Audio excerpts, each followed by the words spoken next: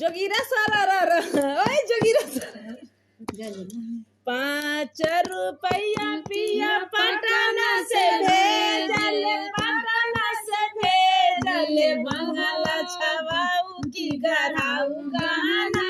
सावन भादो, सावन भादो में छुएला हमार बंगला। सावन भादो, सावन भादो में छुएला हमार बंगला। सावन भादो